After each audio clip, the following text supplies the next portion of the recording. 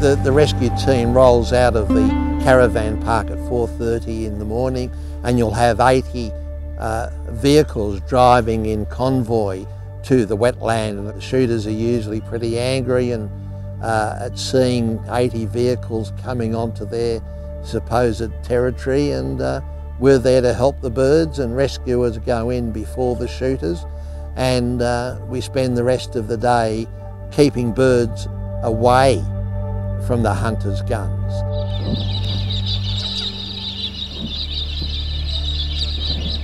The role of a rescuer out there is to go onto the water and to move birds off before shooters take their place on the water. I see our role as being similar to the Red Cross. We go into a war zone to help the innocent victims. We wear bright colours, we blow whistles to keep birds away from the guns. That's as well as picking up wounded birds and any protected species that have been illegally shot.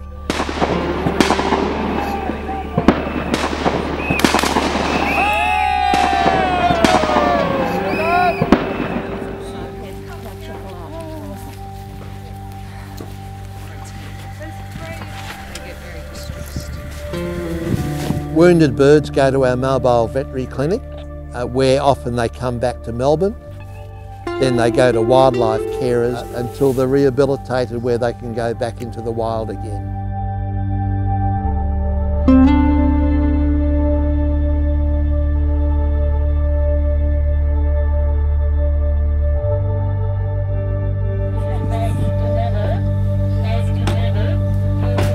At the opening weekend, we had a rescuer shot in the face. It was probably one of our worst nightmares that had come true. We've got a campaigner that's been shot in the face.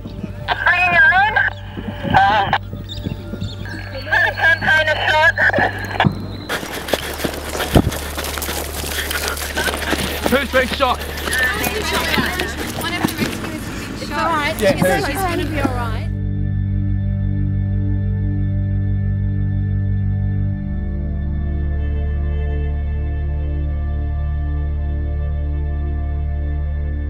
Luckily, the pellets missed her eyes, otherwise she would have been blinded. She was stretchered to an ambulance, taken to the Horsham Base Hospital. She had pellets removed from her face. It does highlight the courage and the commitment of rescuers over the years, because without that courage and commitment from rescuers, water birds wouldn't have a chance. One would expect politicians to be looking after our native water birds.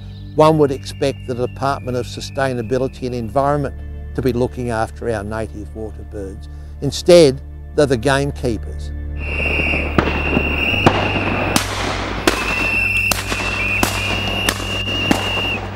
It's the last place any of our rescuers want to be.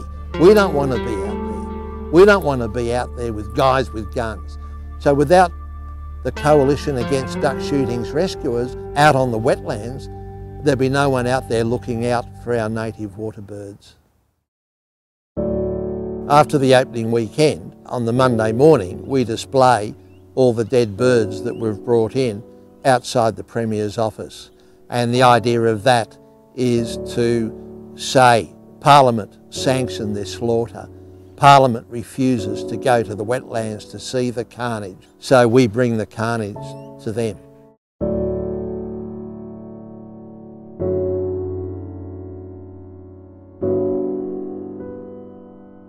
We've brought out 630 dead birds.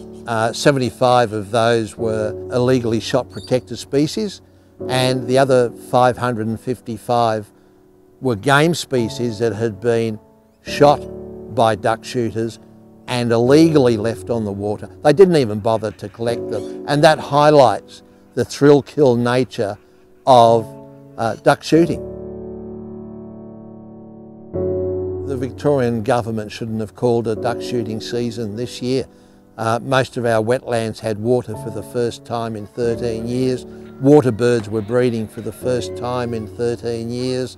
And our wetlands were large nurseries. duck shooters were actually out on those nurseries, and of course it was a bloodbath.